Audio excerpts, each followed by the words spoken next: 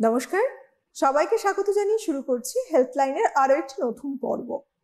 Healthline আজকের সময় দাঁড়িয়ে এতটা গুরুত্বপূর্ণ হয়ে উঠেছে, দিনে দিনে জনপ্রিয়তা বাড়ছে, তার একটাই কারণ আমরা সবাই সুস্থ থাকব এবং এই সুস্থ থাকতে গেলে কতগুলো পদক্ষেপ আমাদের মেনে চলাটা ভীষণ প্রয়োজন। কি না, প্রথমে জানতে হবে যে যখন কোনো রোগ আমাদের শরীরে থাবা বসায় তার আগে বেশ কিছু জানান দিয়ে যায়, অর্থাৎ লক্ষণগুলো। আমরা যদি একটু লক্ষণগুলো জানতে পারি, বুঝতে পারি, সাধারণত আমরা বুঝতে পারি যে কোন লক্ষণটাকে গুরুত্ব দেওয়া উচিত এবং কোনটা একটা রোগের কারণ হতে পারে, কি ধরনের রোগের দিকে সাধারণত এটা যেতে পারে। এবং এটা যদি আমরা জানতে পারি তাহলে কিন্তু একজন ফিজিশিয়ানের কাছে সঠিক সময় পৌঁছে যেতে পারে। এই জন্যই এটা বিশেষভাবে প্রয়োজন। বিভিন্ন সময় নানা রকম চিকিৎসক যারা রয়েছেন, নানা রকম ব্রাঞ্চে যারা স্পেশালিস্ট রয়েছেন, ডক্টররা এখানে আসেন এবং এক একটা বিষয় নিয়ে আমাদের আলোচনায় এগিয়ে চলে। আখেরে আমাদের একটাই মোটো, আমরা সুস্থ থাকবো। কিন্তু অনেক সময় কি হয়, আমরা নিজেদের লোকগুলোকে ঠিক বুঝতে পারি না যে কি কি সমস্যা হচ্ছে, সেগুলোকে চিনতে পারি না। তাতে অনেকদিন পরে আমরা ডক্টরের কাছে গিয়ে পৌঁছাই, দেখা যায় ততদিনে কিন্তু একটা রোগ লক্ষণ যেগুলো আমায় জানান দিয়েছিল চিনতে পারিনি বলে বা শুধুমাত্র না বোঝার ফলে এমন সময় একটা গিয়ে দাঁড়ালো, সেটা অনেক বেশি একটা ক্রনিক ফেজ, মানে একটা সিভিয়ার কন্ডিশন, মারাত্মক একটা সিচুয়েশন ক্রিয়েট হলো। তাই একটু জেনে নেওয়া, বুঝে নেওয়া প্রয়োজন। আজকে একটা বিষয় রয়েছে অবশ্যই। দেখুন, আমরা অনেক সময় দেখেছি বহু মানুষকে, কারোর নিজেরও অভ্যেস আছে ঘুমের মধ্যে নাক ডাকছেন, কেউ অন্যকে নাক ডাকতে শুনেছেন ঘুমের মধ্যে। এবং এই যে নাক ডাকাটা, কারোর নাক ডাকাটা এতটাই বেশি, পাশের মানুষটি শুয়ে আছে, ঘুমোতে পারছেন না, সাংঘাতিক রকমের আওয়াজ। আবার কোনো সময় দেখা যাচ্ছে যে একটা ঘর ছেড়ে আর একটা ঘরে চলে যেতে হচ্ছে তার পাশে যারা জুড়ে আছে তাদেরকে, তার কারণ এত জোরে আওয়াজ করে নাক ডাকছে। অথচ অনেকে মনে করছেন এটাই খুব মজার ছলে নিচ্ছেন যে দেখ ও তো ভীষণ নাক ডাকে, ওর পাশে শোয়া যাবে না। কেউ আর বলছে যে না, আসলে নাক ডাকা আদতে কি স্বাভাবিক? এটা অনেক রকম প্রশ্ন মনে আসে, কিন্তু দ্বিতীয় যারা ভাবছে সেটাই ঠিক। কারণ এই নাক ডাকাটা, সেটা আস্তে হোক বা জোরে আওয়াজ হোক, নাক ডাকাটা অনেক সময় ডক্টররা বলে থাকেন সেটা কিন্তু স্বাভাবিক নয়। এবার কেন স্বাভাবিক নয় সেটা আমরা জানতে পারি অবশ্যই একজন বিশেষজ্ঞের হাত ধরে। আজকে মূলত আমাদের বিষয় থাকছে নাক ডাকা এবং তার সমস্যা। এই বিষয়ে যিনি আলোচনা করবেন, অর্থাৎ আমার সঙ্গে যিনি আলোচনায় থাকছেন, স্টুডিও থেকে সরাসরি doctor Tithi Debnath, MBBS MS ENT and head neck surgery, specialist in endoscopic and microscopic surgeries. অনেক স্বাগত জানাবো ডক্টর আপনাকে। নমস্কার। আমরা যে বিষয়টা নিয়ে আজকে বেসিক্যালি কথা বলছি, নাক ডাকা, এটা কখনো অনেকেই ইয়ার্কির ছলে নিয়েছেন, অনেকে ভীষণ মজার ছলে নিয়ে বিষয়টাকে নানা রকম আঙ্গিকে তুলে ধরে যে এইরকম আওয়াজ করে, সে এইরকম আওয়াজ করে, এরকম নানা বিষয়। তো ডক্টর, আমি প্রথমে একটু জানতে চাই, এই যে নাক ডাকাটা, এটা মূলত কি? এটা আদতে কি কোনো সুস্থতার লক্ষণ, না এর পেছনে অসুস্থতাও থাকতে পারে? এটা কি আদতে স্বাভাবিক না অস্বাভাবিক কিছু? অ্যাকচুয়ালি নাক ডাকা জিনিসটা কি, নাক কেন ডাকে, প্রথমে আমাদের সেটা জানতে হবে। নাক যখন আমরা নিঃশ্বাস নিই, সেটা ঘুমের মধ্যে হোক বা স্বাভাবিকভাবে, নিঃশ্বাসটা আমরা নাক দিয়ে নিচ্ছি, নাক দিয়ে নিয়ে সেটা মুখের পেছন দিক দিয়ে গিয়ে আমাদের শ্বাসনালীর মধ্যে দিয়ে যাচ্ছে, দিয়ে ফুসফুসে পৌঁছচ্ছে। এবার এই শ্বাসনালীর পুরোটার মধ্যে কোথাও যদি অবস্ট্রাকশন থাকে, মানে জায়গাটা সরু হয়ে গেছে, যেতে পারছে না ঠিক মতো, বা আমাদের শ্বাস প্রশ্বাসে হেল্প করছে যে জায়গাগুলো, সেইগুলোতে নড়াচড়া হচ্ছে, কম্পন অনুভূত হচ্ছে, তখন সেই জন্য যে আওয়াজটা তৈরি হচ্ছে তার জন্য হচ্ছে নাক ডাকছে। তার মানে অবশ্যই সেটা স্বাভাবিক নয়। একটা জায়গার মধ্যে দিয়ে হাওয়া চলাচল করছে, সেটা স্বাভাবিকভাবে যেতে পারছে না, তার জন্যই নাক ডাকার মতো শব্দ তৈরি হচ্ছে। কাজে নাক ডাকা একদমই স্বাভাবিক বিষয় কিন্তু নয়। কখনো কখনো আমাদের ঠান্ডা লাগলে অনেক সময়ই হয়, হয়তো সবারই হয়, যে রাতের বেলায় নাকটা বুজে আসছে, তখন একটা নাক দিয়ে ঘর ঘর শব্দ হচ্ছে। সেটা ইউজুয়ালি কিন্তু খুব একটা সমস্যা নয়, কারণ যেই ঠান্ডা লাগা কমে গেল, আমাদের সর্দি কাশি কমে গেল, সেটা ঠিক হয়ে গেল। কিন্তু একটা মানুষ যখন রেগুলার নাক ডাকছে, তখন বুঝতে হবে তার কোনো না কোনো সমস্যা কিন্তু রয়েছে। আচ্ছা, মানে নাক ডাকা মানে গভীর ঘুম তো একেবারেই নয়, কারণ অনেকেই মনে করেন নাক ডেকে ঘুমাচ্ছে মানে সে তো গভীর ঘুমে ঘুমাচ্ছিল। হ্যাঁ, না, একেবারেই না। নাক ডাকা কিন্তু গভীর ঘুম নয়, কারণ যারা নাক ডাকেন বেসিক্যালি তাদের কিন্তু ঘুমটা কখনোই খুব গাঢ় হয় না, কারণ মেজরিটি ক্ষেত্রেই যারা নাক ডাকেন তাদের কিন্তু মস্তিষ্কে অক্সিজেন পৌঁছতে সময় লাগে, ব্যাহত হয়, তাদের কিন্তু ঘুম বারবার ব্রেক করে। কাজে কখনোই সেটা গভীর ঘুম নয়, এটা একটা ভাঙা ঘুম। মানে ঘুমের মধ্যে সে অনেকবার উঠছে, হয়তো কনসিয়াসলি পুরো উঠে বসে পড়ছে না, কিন্তু তার যেরকম ঘুমানোর কথা, যে স্টেজে ঘুমটা থাকার কথা ডিপ স্লিপ, সেই স্টেজ অব্দিও যাচ্ছেই না। ডিপ স্লিপ যদি না হয়, একটা সমস্যা ভীষণভাবে অ্যারাইজ করে যে মাথাটা ব্যথা করে, একটু ঝিমঝিম ভাব, একটু ঘুম ঘুম ভাব, এই ব্যাপারগুলো চলতে থাকে। এবং ডিপ স্লিপ না হওয়ার অনেকগুলো কারণ আছে। নাক ডাকাও কি কখনো এটার একটা বড় কারণ? ডিপ স্লিপ না হওয়ার কারণ অবশ্যই নাক ডাকা একটা কারণ, কারণ নাক ডাকা হচ্ছে বেসিক্যালি একটা সিমটম, ঠিক আছে? তার কারণ দুরকম হতে পারে। একটা সেন্ট্রাল স্লিপ অ্যাপনিয়া বা অবস্ট্রাকটিভ স্লিপ অ্যাপনিয়া, মেডিকেল টার্মে বলছি আমি। অবস্ট্রাকটিভ স্লিপ অ্যাপনিয়া মানে হচ্ছে, আমি একটু আগে যেটা বোঝালাম, যে শ্বাসনালীর মধ্যে কোথাও একটা বাধা পাচ্ছে, যে শ্বাসটা সে ঠিক মতো যেতে পারছে না, কোথাও একটা অবস্ট্রাকশন রয়েছে, এর জন্য মস্তিষ্কে ঠিকমতো অক্সিজেন পৌঁছচ্ছে না, তার জন্য শ্বাস মাঝে মধ্যে বন্ধ হয়ে যাচ্ছে, খুব ফ্র্যাকশন অফ সেকেন্ডের জন্য হলেও বন্ধ হয়ে যাচ্ছে। এইটা কিন্তু নাক ডাকা থেকে হয়, যার জন্য আমাদের ঘুমটা ডিপ স্লিপ হচ্ছে না, ঘুম ভাঙছে বারবার।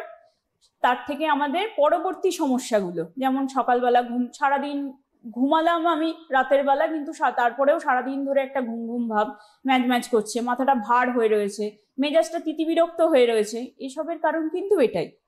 এবার সেন্ট্রাল স্লিপ অ্যাপনিয়া হচ্ছে জেনারেলি মস্তিষ্কের কোনো প্রবলেম রয়েছে, মানে আইদার তার ছোটখাটো কোনো স্ট্রোক হয়ে রয়েছে বা মস্তিষ্কে কোনো টিউমার রয়েছে, যাতে আমাদের শ্বাস কেন্দ্র যে মস্তিষ্কে রয়েছে সেটার মধ্যে হ্যাম্পার হচ্ছে। তবে আজকে আমাদের আলোচ্য বিষয় মেইনলি অবস্ট্রাকশন নিয়ে, অবস্ট্রাকটিভ স্লিপ অ্যাপনিয়া নিয়ে। যেহেতু শ্বাস বন্ধ হয়ে যাচ্ছে, একটি মানুষ ঘুমের মধ্যে, তখন তো সে কিছুই বুঝতে পারছেন না, ঘুমোচ্ছেন, হঠাৎ করে শ্বাসটা বন্ধ হয়ে গেল, এটা কতখানি ঠিক মারাত্মক হতে পারে? এবং মানে তিনি কি আদতে কোনো কিছুই বুঝতে পারবেন না? তিনি বুঝতে পারবেন, অ্যাকচুয়ালি তার থেকেও তার পাশে যিনি ঘুমোচ্ছেন বুঝতে পারবেন, যে নাক ডাকতে ডাকতে হঠাৎ করে হাঁসফাঁস করছেন, হঠাৎ করে ঘুম ভেঙে গেল কিন্তু জেগে উঠলেন না, আবার ঘুমোলেন, কিন্তু ওই যে শ্বাসের একটা, হঠাৎ করে শ্বাস ফেললেন তারপর আবার শ্বাস নিলেন, এই জিনিসটার মাঝে কিন্তু একটা ব্রেক হয়, এইটাই অ্যাপনিয়া। দেখা গেছে একটা মানুষের এমন সিভিয়ার স্লিপ অ্যাপনিয়া হয় যে সারা রাতে তার ঘুম 300 থেকে 400 বার অব্দি ভাঙতে পারে। আচ্ছা, সেটা খুবই সমস্যাজনক একজন মানুষের পক্ষে। এর থেকে অনেক রকম রোগের ঝুঁকি বাড়ে, হার্ট অ্যাটাক হতে পারে, স্ট্রোক হতে পারে, বিভিন্ন রকম সিরিয়াসলি মানুষ ক্রনিক্যালি একটা রোগের দিকে চলে যেতে পারে, পরবর্তীকালে মানুষের ডায়াবেটিস অব্দি হতে পারে এর কারণে। এর থেকে ডায়াবেটিস? আচ্ছা, এবং ডায়াবেটিসটাকে বিভিন্ন রোগের মানে আমন্ত্রণ করার একটা রোগ হচ্ছে, বেস হচ্ছে ডায়াবেটিস। ডায়াবেটিস হওয়া মানে একটা ডোরওয়ে খুলে গেল, অন্যান্য রোগ আসছে শরীরে। এইটা একটা সাধারণ কারণ হিসেবে মানুষ যখন নিচ্ছেন, ভবিষ্যতে দেখা গেছে ডায়াবেটিস পর্যন্ত হতে পারে। সাংঘাতিক একটা ব্যাপার। এটা বোধহয় কিওর করাটা অনেক বেশি আগে প্রয়োজন, তার জন্য ফিজিশিয়ানের পরামর্শ নেওয়া। আচ্ছা, এই যে স্লিপ অ্যাপনিয়া বলছেন, এই স্লিপ অ্যাপনিয়াটা মূলত কি, কাকে বলছি স্লিপ অ্যাপনিয়া? স্লিপ অ্যাপনিয়া মানে ঘুমের মধ্যে হঠাৎ শ্বাস বন্ধ হয়ে যাওয়া, এইটাকে স্লিপ অ্যাপনিয়া বলি আমাদের মেডিকেল টার্মে। এবার কারণগুলো বললাম, যে শ্বাস প্রশ্বাসের জায়গা পাচ্ছে না। এবার কেন হতে পারে কারণগুলো, অবস্ট্রাকশনের কারণ কি কি হতে পারে? ধরা যাক আমাদের নাকের মধ্যে কারোর কোনো সমস্যা রয়েছে, নাকের মধ্যে মাঝে বরাবর আমাদের একটা দেওয়াল থাকে, যেটাকে আমরা সেপ্টাম বলি। সেই সেপ্টামটা একদিকে এতটাই বেঁকে রয়েছে যে ঘুমের সময় সেটা শ্বাস প্রশ্বাস চলাচলে অসুবিধা করছে, বা কারোর নাকের মধ্যে পলিপ হলো, জায়গাটা কমে গেল। এবার আসি মুখের দিকে, কারুর ধরা যাক টনসিল বড় রয়েছে, বা নাকের পিছনে আমাদের একটা গ্ল্যান্ড থাকে অ্যাডিনয়েড বড় রয়েছে, বা কিছু মানুষের জন্মগতভাবেই জিভের আকার বড় হয়, আবার কোনো কারণে কারুর মুখের যে তালুটা রয়েছে, আমরা সফট প্যালেট বলি, সেই সফট প্যালেটের টোন কখনো কখনো কমে যায়। এইসব কারণে কি হয়, যে জায়গাটা আমাদের শ্বাস যাওয়ার জায়গাটা সরু হয়ে যায় এবং তখন বারবার অবস্ট্রাকশন হতে থাকে, যার কারণে শ্বাস বন্ধ হয়ে যেতে পারে। স্লিপ অ্যাপনিয়ায় মূলত কি কোনো বয়স বা কোনো রকম এরকম বিষয় আছে যে পুরুষরা বেশি ভুগছেন বা মহিলারা, কিংবা একটু দেখা যাচ্ছে ওভারওয়েট বেশ কিছু মানুষ, তারাই বেশিরভাগ ভুগবেন, এরকম ব্যাপার আছে না? যে কোনো বয়সে যে কেউ ভুগতে পারেন? না, যে কোনো বয়সেই এটা হতে পারে, শিশুদের মধ্যেও হতে পারে, এরকম আচ্ছা। নয় যে বড়দেরই হতে পারে। কারণ কারণগুলো যে বললাম, টনসিল বড় থাকে বা অ্যাডিনয়েড বড় থাকা বা পলিপ হওয়া, এগুলো বাচ্চাদেরও হতে পারে। বাচ্চাদের হলে তাদের ক্ষেত্রেও নাক ডাকা হবে। তবে গবেষণায় দেখা গেছে পুরুষদের নাক ডাকার এপিডেমিওলজিতে পুরুষরা বেশি আক্রান্ত হন মহিলাদের থেকে। ইন্ডিয়াতেই একটা স্টাডি হয়েছিল, সেখানে দেখা গেছে যে শতকরা 100 ভাগের মধ্যে 14 ভাগ পুরুষ আক্রান্ত, যেখানে মহিলা 6%। সেক্ষেত্রে পুরুষদের ক্ষেত্রে রিস্ক ফ্যাক্টর বেশি, আর মহিলাদের ক্ষেত্রে যাদের মেনোপজ হয়ে গেছে তাদের ক্ষেত্রে হরমোনাল ইমব্যালেন্সের কারণে কিন্তু রিস্ক বেশি হয়। আর ওবেসিটি, মোটা স্থূলতা, অবশ্যই এটা একটা কারণ ঘাড়ের অংশ যদি ছোট হয় এবং মোটা হয় তাহলে কিন্তু সেই জায়গাটা আমাদের একটা অবস্ট্রাকশনের সৃষ্টি করে। কাজেই অবশ্যই ওবেসিটি পুরুষ হোক বা মহিলা দুজনের ক্ষেত্রেই কিন্তু একটা রিস্ক ফ্যাক্টর স্লিপ অ্যাপনিয়াতে। সব থেকে বড় বিড়ম্বনা ওই সময় সৃষ্টি হয় যদি পাশের একটি মানুষ লম্বা সময় ধরে দেখা যাচ্ছে ঘর ঘর করে নাক ডেকেই চলেছে, আওয়াজ করে, এবং মানুষটি আর পাশে যে আছে সে ঘুমোতে পারছে না, সারা রাত বিরক্ত হচ্ছে। এই যে নাক ডাকাটা, এটা বন্ধ করার কি কোনো এমন উপায় আছে? সাময়িকভাবে বন্ধ অন্তত হলো নাক ডাকা। হ্যাঁ, অনেকেই, এটা তো আমাদের ছোটবেলা থেকেই, যাদের প্রত্যেকেরই হয়তো বাড়িতে কেউ না কেউ কখনো না কখনো কোনো গেস্ট হোক বা মেম্বারই হোক যে সে খুব নাক ডাকে, তখন বাড়ির লোকজনই বলে যে চিত হয়ে শুয়ে যাও, সোজা হয়ে শুয়ো না, তাহলে নাক কম ডাকবে। এটা ঠিকই, যদি আমরা ল্যাটারাল পজিশনে শুই তাহলে অবস্ট্রাকশনটা একটু হলেও কম হয়, সেক্ষেত্রে নাক ডাকা একটু কমে। তবে কিছু জিনিস একটু যদি আমরা ঘরোয়াভাবে মেনে চলি, যেমন যদি কারুর ওবেসিটি, স্থূলতা থাকে, সে যদি একটু তার ওজন কমায় তাহলে কিন্তু দেখা গেছে 30 to 40% চান্স যে তার নাক ডাকার পরিমাণ অনেকটা কমে যাবে। তারপরে হচ্ছে যদি ঘুমের সময়ে জায়গাটা শান্ত আবহাওয়া থাকে, ঠিক আছে, তাহলে সে তার স্লিপ ল্যাটেন্সিটা কমে যাচ্ছে, সে ভালো করে ঘুমাতে পারছে। সেই ক্ষেত্রেও যদি পাশ ফিরে কাম এনভায়রনমেন্টে শোয় তাহলে কমবে নাক ডাকা। তারপরে যখন পার্টনার দেখতে পাচ্ছে সে হাঁসফাঁস করছে একটা মানুষ, তখন তাকে একটু ঘুম থেকে উঠিয়ে দিতে হবে, কারণ হঠাৎ করে সে তো ঘুমাচ্ছে, বুঝতে পারছে না, সে ঘুম থেকে উঠিয়ে দিয়ে তাকে সোজা হয়ে শুলে চিত হয়ে শুয়ে দিতে হবে। মেনলি এগুলো করলে সাময়িকভাবে ঘরোয়া পদ্ধতিতে কমতে পারে। বেশ কিছু মানুষ এমনও থাকেন যে ঘুমের ওষুধ খাচ্ছেন, যারা ঘুমের ওষুধ খাচ্ছেন, আমি দেখেছি কিছু মানুষকে, দু একজনকে দেখা, ঘুমের ওষুধ খেয়ে নাক ডাকছেন। এটার সাথে আদতে কি কোনো ডিজিজ কন্ডিশন আছে, না এটা ওষুধের একটা এফেক্ট থেকেও হতে পারে বা অন্য কিছু? ঘুমের ওষুধ অ্যাকচুয়ালি আমাদের মাসেলের টোনটাকে কমিয়ে দেয়, মানে পেশি হচ্ছে শিথিল করে দেয়, যার জন্য হচ্ছে জায়গাটা আরো অবস্ট্রাকশন হয়ে যায়। আচ্ছা, এই কারণে হচ্ছে নাক ডাকে। মানে এটা বেসিক্যালি ঘুমের ওষুধ, অ্যালকোহল, এইগুলোর জন্য কিন্তু আমাদের নাক ডাকে, মানে এটা ওষুধেরই সাইড এফেক্ট বলা চলে, পেশি শিথিল হওয়াটা। অ্যালকোহলের জন্য হতে পারে? হ্যাঁ, অ্যালকোহলের জন্য হতে পারে। সেক্ষেত্রেও কারণটা কি সেম থাকছে? কারণটা সেম থাকছে, যে পেশি মাসেল টোন কমে যাচ্ছে। এই যে ঘুমের ওষুধ প্রচুর পরিমাণে ব্যবহার হচ্ছে কিন্তু বিভিন্ন সমস্যায়, অবশ্যই বিভিন্ন সময় ডক্টররা প্রেসক্রাইব নিজেরাও করে থাকেন। কিছু কিছু ক্ষেত্রে একটা মানুষ দীর্ঘদিন ঘুমোতে পারছেন না, এবং সেক্ষেত্রে তাদের এই প্রয়োজনগুলো হয়। এবং এই যে পেশি শিথিল হওয়াটা আমার খুব জানতে ইচ্ছে করছে, এবং নাক ডাকা একটা যেহেতু সমস্যা, আদৌ কি ভবিষ্যতে অন্য কোনো সমস্যাকে ডেকে নিয়ে আসতে পারে? হ্যাঁ, যদি কেউ ক্রনিক্যালি ঘুমোতে না পারে, প্রথমে তো দেখতে হবে সে কেন ঘুমোতে পারছে না, তার কোনো মানসিক সমস্যা রয়েছে কিনা, তার জীবনে কোনো অ্যাংজাইটি আছে কিনা, বা তার ঘুমোতে গেলে শ্বাস প্রশ্বাস বন্ধ হয়ে যাচ্ছে কিনা, বা ঘুমানোর সময় সে খুব খারাপ স্বপ্ন দেখছে কিনা, যে কারণে তার ঘুম আসছে না, একটা ঘুমের প্রতি অ্যাংজাইটি হয়ে গেছে। তো সেই জিনিসগুলোকে অবশ্যই আগে ট্রিট করা উচিত। সবসময় যে স্লিপ অ্যাপনিয়ার জন্যই মানুষ ঘুমোতে পারে না তা তো নয়, অ্যাংজাইটি কিন্তু একটা খুব বড় রোল ঘুমোতে না পাওয়ার। আর একটা জিনিস হয়, মানুষ ঘুমের ওষুধ খেতে খেতে হ্যাবিচুয়েটেড হয়ে যান, তখন তারা নর্মালি মনে করেন যে এটাও কিন্তু মনের ব্যাপার, যে ঘুমের ওষুধ না খেলে আমার ঘুম হবে না, অথচ তিনি হয়তো চেষ্টা করলে ঘুমোতে পারেন, কিন্তু ওই যে বললাম মানসিক অসুবিধা, তার জন্য কিন্তু একটু সাইকিয়াট্রিস্টের পরামর্শ দরকার, যে ঘুমের ওষুধ তার কতটা পরিমাণ খাওয়ানো উচিত, এবং তিনি যদি ঘুমের ওষুধ না খেয়ে ঘুমোতে চান তার জন্য কি কি করা উচিত। আচ্ছা, এবার এই যে স্লিপ অ্যাপনিয়া, এটা একটা বোধহয় বিশেষভাবে জানার যে এই যে স্লিপ অ্যাপনিয়ার যে সমস্যাটা, এটা কি আদৌ পসিবল ওষুধের দ্বারা সেরে উঠবে এরকম, নাকি অন্য কোনো ট্রিটমেন্টের ব্যবস্থার মধ্যেও যেতে হবে? যেহেতু এর সঙ্গে কিন্তু অনেকগুলো উল্লেখ করলেন কারণ এমন রয়েছে, তো সেক্ষেত্রে কার উপরে বেস করে শুধুমাত্র মেডিসিনে ভালো হবে, আর কোন কোন ক্ষেত্রে হয়তো বা মেশিনারি ইউজও হতে পারে মেবি, এটা কিসের উপরে ডিপেন্ড করছে? হ্যাঁ, এবার দেখতে হবে আমাদের কি কারণে নাক ডাকছে। ধরা যাক কারুর সর্দি লেগেছে, তার একটা ছোট পলিপ রয়েছে সাইনোসাইটিসের কারণে, সেক্ষেত্রে আমরা নেজাল স্প্রে ইউজ করতে পারি, নেজাল ওয়াশ ইউজ করতে পারি, তাহলে তার শ্বাস প্রশ্বাসের জায়গাটা ভালো থাকবে। আবার অনেক সময় দেখা যায় যে টনসিল কখনো কখনো সিজনাল চেঞ্জের সময় বাড়ছে, ঠান্ডা লাগছে যখন বাড়ছে, বা অ্যাডিনয়েডও বাড়ছে, সেই সময়ও আমরা স্প্রে, গার্গেল, কিছু কিছু সময় অ্যান্টিবায়োটিক ইউজ করে কমাতে পারি।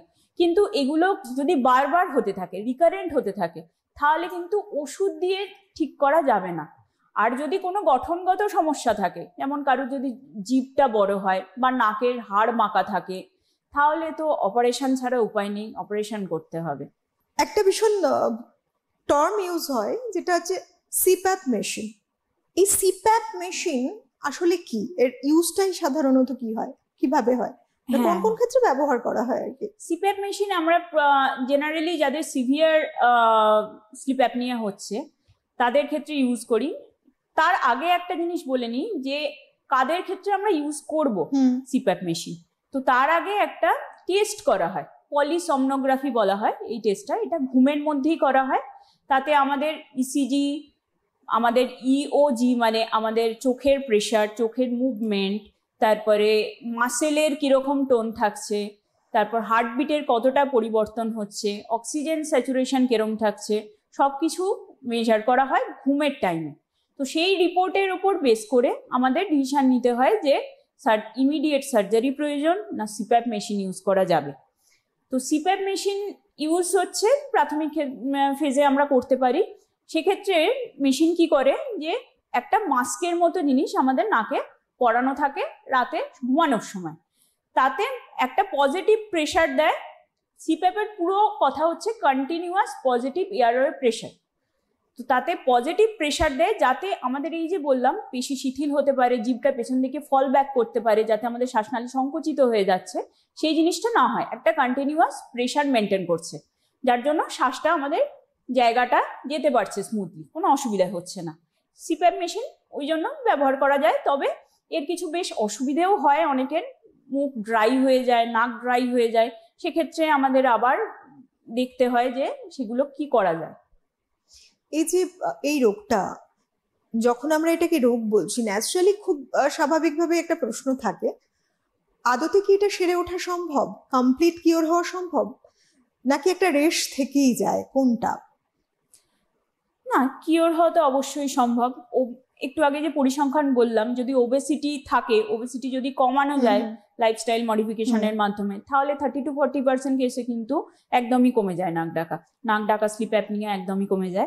এবার যদি কোনো স্ট্রাকচারাল কজ বা কোনো ডিজিজ রয়েছে, তাহলে অপারেশনের মাধ্যমে কিন্তু অনেকটাই রিলিফ পাওয়া যায়। ধরা যাক বড় টনসিল রয়েছে বা অ্যাডিনয়েড রয়েছে, সেক্ষেত্রে আমরা সার্জারি করলাম, বা নাকের হাড় বাঁকা রয়েছে, সেপ্টোপ্লাস্টি সার্জারি করলাম, সেক্ষেত্রে আমরা জাস্ট শ্বাস চলাচলের পথটাকে যদি স্মুথ করে দিতে পারি, তাহলে কিন্তু রোগ একদমই কিওর হয়ে যাবে। এই ডিজিজটা মূলত, এটা কি কোনো লাইফস্টাইল ডিজিজের সাথে, মানে লাইফস্টাইল মডিফিকেশন করে চেঞ্জ করা যায় আদৌ কিছু? এবার যেহেতু একটা স্থূলতার সঙ্গে জুড়ে আছে এই কথাটা, খুব স্বাভাবিকভাবে এটা মনে আসে।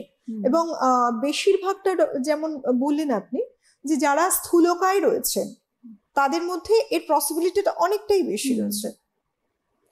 অবশ্যই স্থূলতা, ওবেসিটি একটা মেজরই কজ। তো আমরা যদি যে কারণগুলোতে ওবেসিটি হতে পারে সেইগুলো যদি দূরে চলি, খুব ভাজাভুজি খেলাম না, একটু সারাদিনে হাঁটাহাঁটি রইলো, স্ট্রেস অ্যাংজাইটি থেকে দূরে থাকলাম, খেয়েই শুয়ে পড়লাম না, একটু গ্যাপ দিলাম, 2 ঘন্টা মতো গ্যাপ দেওয়া রইলো ডিনার আর স্লিপিং টাইমের মধ্যে। তারপরে যদি আমরা একটু বালিশটা মাথা উঁচু করে শুই, এইসবগুলো যদি মেনে চলি তাহলে কিন্তু ওবেসিটিটাকেও কন্ট্রোল করা যায়, আর রাতের বেলাতে কিন্তু নাক ডাকার সম্ভাবনাও অনেকটা কম থাকে। নাক ডাকাটা সত্যি বলতে অতটা সিরিয়াস মেজর যে হতে পারে বহু মানুষের ধারণা নেই। সেটা দেখা গেল যে বহু মানুষের এটা কোনো মানে কনসেপ্ট নেই আর কি বলা চলে। কিছু মানুষ হয়তো বা সচেতন থাকেন, সতর্ক হন, কিন্তু কিছু মানুষ সত্যি এটাকে অনেক হালকা ভাবে নেন, বরং যে ঠিক আছে নাক ডাকছে, হয়তো ঘুমাচ্ছে, যেটা একটু আগেও বলছিলাম, হয়তো ডিপ স্লিপে রয়েছে, কিংবা আবার কেউ মনে করছেন ও তো এটা একটা অভ্যাসে পরিণত হয়েছে। দীর্ঘদিন যদি একটা এরকম সমস্যা নিয়ে কেউ চলছেন, এটা আর কি কি কমপ্লিকেশনস ক্রিয়েট করতে পারে আদৌ?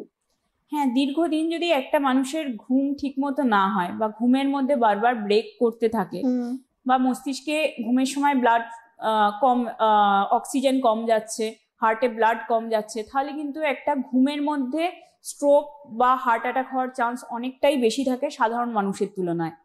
প্লাস ঠিক মতো যদি ঘুমোতে না পারে কেউ, তাহলে তার দিনের বেলার অ্যাক্টিভিটিগুলো কিন্তু অনেকটাই ব্যাহত হয়, কর্মক্ষমতা তার সে অনেকটাই হারিয়ে ফেলে, তার মুড সুইং হবে, সে সারাদিন ধরে খিটখিট করবে, তার একটা নিজের প্রতি কনফিডেন্সই কমে যাবে, এগুলো হতে থাকবে। মানে both mental and physical risk কিন্তু প্রচুর যদি রাতে ঘুম ঠিকঠাক না হয়। ঘুমটাকে নিয়ে আমরা বহু প্রোগ্রাম করেছি যে ঘুমটা কতখানি প্রয়োজনীয়, এবং এই এই যে মানে একটা ডিস্টারবেন্স, সারাদিন দেখা গেল আমরা বিভিন্ন কাজের মধ্যে থাকি, তো ন্যাচারালি ঘুমটা হলো না, তাতে আখেরে সমস্যা পরের দিন গিয়ে প্রভাব পড়লো কাজে, সব ক্ষেত্রেই। এবং এক্ষেত্রে যেহেতু আমাদের আলোচ্য বিষয়টা আজকে বেসিক্যালি নাক ডাকা এবং তার সমস্যা, এটা কিন্তু আজকের সময় দাঁড়িয়ে আমার মনে হয় ভীষণ বেনিফিশিয়াল মানুষের কাছে। প্রথমেই নাক ডাকা হলে বোধহয় একজন ফিজিশিয়ানের কাছে দেখানো উচিত। এক্ষেত্রে মানে এই সূত্র ধরে ডক্টর একটু জানতে চাই যে এই সমস্যাটা মানে সাধারণত কতদিন ওয়াচ করলে মানুষ ভাববেন, একটা ধারণায় আসতে পারেন যে না এটা কিন্তু স্বাভাবিক নয়, অন্য কোনো সমস্যা, ইন্টারনাল প্রবলেম থাকতেই পারে? কতদিন কন্টিনিউ হলে সাধারণত ভাববেন তারা? জেনারেলি যদি কেউ 1 মাসের ওপর ধরে এই সমস্যা চলছে, তাহলে অবশ্যই একবার ডাক্তারবাবুর পরামর্শ নেওয়া উচিত, যে হঠাৎ করে কিছু ছিল না, ইনফেকশন, ভাইরাল ফিভার যাই হোক না কেন সেটা 15-20 দিনের মধ্যে সাবসাইড করে যাওয়ার কথা। তার বেশি যদি পারসিস্ট করতে থাকে তাহলে কিন্তু অবশ্যই একবার দেখতে হবে যে কেন হঠাৎ করে তার নাক ডাকা শুরু হলো, সেই কারণটাকে খুঁজে বের করাটা খুব দরকার। কাজেই মানুষের সচেতনতা বাড়তে হবে যে হ্যাঁ, নাক ডাকছে যখন তার কিছু সমস্যা হচ্ছে, হয়তো ভেরি আর্লি স্টেজ, হয়তো তার স্লিপ অ্যাপনিয়া খুব কম, হয় 1বার কি 2বার রাতে ঘুম ভাঙছে কি তাও ভাঙছে না, কিন্তু এটাই যদি ইগনোর করতে থাকে তাহলে কিন্তু কারণটা ডায়াগনোস না হলে বাড়তে থাকবে। বাড়তে থাকলে এই যে বললাম হার্ট অ্যাটাক, স্ট্রোক, এগুলো ঝুঁকি কিন্তু অনেকটা বেড়ে যায়। একটা সমস্যা হয়, আমরা বেশিরভাগ চিন্তিত হয়ে থাকি বাড়ির যারা একেবারে বাচ্চা তাদেরকে নিয়েও। বয়স্করা তো রয়েছেন, কিন্তু তারা নিজেদের সমস্যাগুলো বুঝতে পারেন, বলতে পারেন।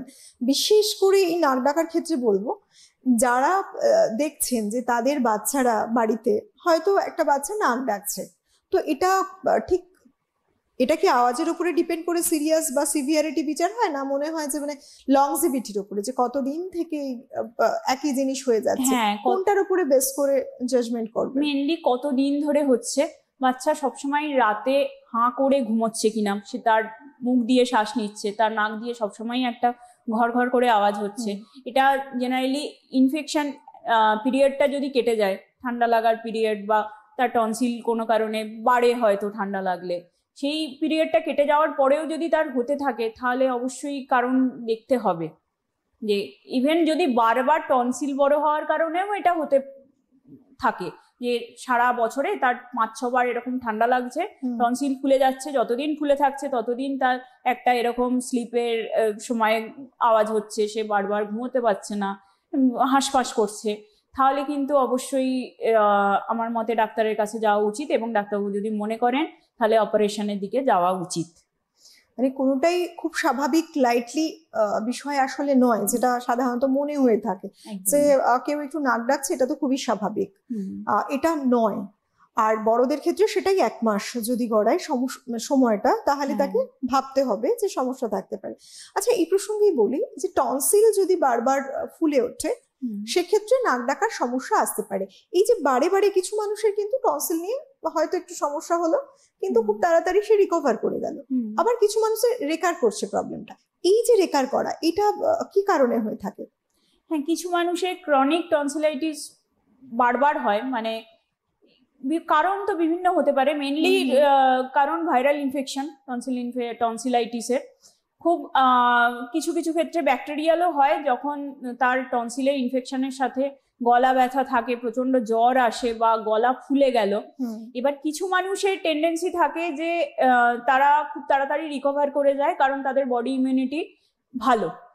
কিন্তু সবার তো একরকম হয় না, ওই জন্য সবার রোগ প্রতিরোধ ক্ষমতাটা সমান নয় বলে কিছু জনের কিন্তু পারসিস্ট অনেক দিন ধরে করে যায়। আবার কিছু মানুষের ট্রিগারিং পয়েন্ট যেগুলো থাকে, যে কারণে তার ঠান্ডা লাগে, সে হয়তো সেটা ঠিকমতো মেনে চলতে পারে না, যে হঠাৎ করে সে গরম থেকে এসে ঠান্ডা জল খেয়ে ফেললো, বা ভিজে চুলে রয়ে গেল অনেকক্ষণ, বা ঘামছে, সেই ঘাম লাগা জামাটাতেই রয়ে গেল। এইসব জিনিসগুলো অনেক মানুষই করে থাকেন, যার ফলে যাদের ঠান্ডা লাগার ধাত রয়েছে তাদের কিন্তু ইনফেকশন, রিকারেন্ট টনসিলাইটিস হতে থাকে। তো এইগুলোর কারণে কিন্তু স্লিপ অ্যাপনিয়া একটা বড় কারণ হতে পারে। নাক ডাকার সমস্যা যেহেতু বিভিন্ন বয়সে বহু মানুষের আছে, এবং আমরা সত্যিই জানতে চাই যে ডক্টর স্পেশাল যদি কোনো সাজেশন থাকে, যারা আমাদের এই অনুষ্ঠান দেখছেন তার মাধ্যমে যদি নির্দিষ্ট কোনো স্পেশালি বার্তা পেয়ে যান, তারা উপকৃত হবেন, এমন কোনো সাজেশন? হ্যাঁ, অবশ্যই। প্রথম দিকে যখন মানুষ নাক ডাকতে শুরু করে, জেনারেলি মানুষ যে নাক ডাকছে সে কিন্তু বুঝতে পারে না, তার সাথে যে থাকে তিনি বুঝতে পারেন। তো আমার বলার যেটা উদ্দেশ্য, যে যিনি পাশে শুয়ে আছেন তিনি একটু খেয়াল করবেন যে যে নাক ডাকছে সে কতদিন ধরে ডাকছে, এবং তাতে তার পরিবর্তন কতটা হচ্ছে। হতে পারে প্রথম প্রথম সে খুব হালকা নাক ডাকতো, দিনে দিনে সেটা বাড়ছে, এবং এতটাই বাড়ছে যে যে পার্টনার শুয়ে আছে বা যিনি শুয়ে আছেন পাশে তার ভালোই অসুবিধে হচ্ছে। তাহলে এবং যে ঘুমোচ্ছে তাই সে বারবার হাঁসফাঁস করছে, হয়তো ঘুম ভেঙে যাচ্ছে। এই জিনিসগুলো কিন্তু যিনি পাশে থাকছেন তাকে একটু দেখতে হবে, দেখে তাকে সঙ্গীকে বলতে হবে যে এই অসুবিধাগুলো তার হচ্ছে। কারণ মানুষ কিন্তু ঘুমের মধ্যে বুঝতে পারে না যে সে তার নাক ডাকাটা কতটা সিভিয়ার হয়ে যাচ্ছে। কাজেই আমি বলবো পার্টনারকেই বা বাচ্চাদের ক্ষেত্রে বাবা মাকেই একটু সাবধান থাকতে, একটু খেয়াল রাখতে যে ঘুমের সময় তার কিরকম অসুবিধা হচ্ছে। আর সবসময় যে সার্জারি তা তো নয়, কিছু ক্ষেত্রে মেডিসিনেও এফেক্ট আছে, সিপ্যাপ মেশিন আছে, কিছু ডিভাইস আছে যেগুলো আমাদের শ্বাসনালীটাকে ঠিক রাখতে হেল্প করে। যেমন ম্যাক্সিলোম্যান্ডিবুলার অ্যাডভান্সমেন্ট একটা ডিভাইস আছে, যেটার জন্য আমরা যে চোয়ালে লাগিয়ে রাখলে উপরে আর নিচের চোয়ালটার মধ্যে একটা গ্যাপ তৈরি হয়, সেখান দিয়ে ভালো করে শ্বাস যেতে পারে। কাজে সেগুলো তো করাই যায়। তারপরে যদি তাতে না কমে তাহলে তো সার্জারি লাস্ট অপশন রয়েছে। একেবারেই। সুতরাং ভয় না পেয়ে সব ক্ষেত্রেই সজাগ থাকাটা, সচেতন থাকাটা খুব প্রয়োজন। অনেক ধন্যবাদ ডক্টর আপনাকে। ধন্যবাদ জানাবো আপনাদের সবাইকে। প্রত্যেকেই ভালো থাকুন, সুস্থ থাকুন, দেখতে থাকুন ঠিক বিকেল 5:30টায় হেলথলাইন। নমস্কার।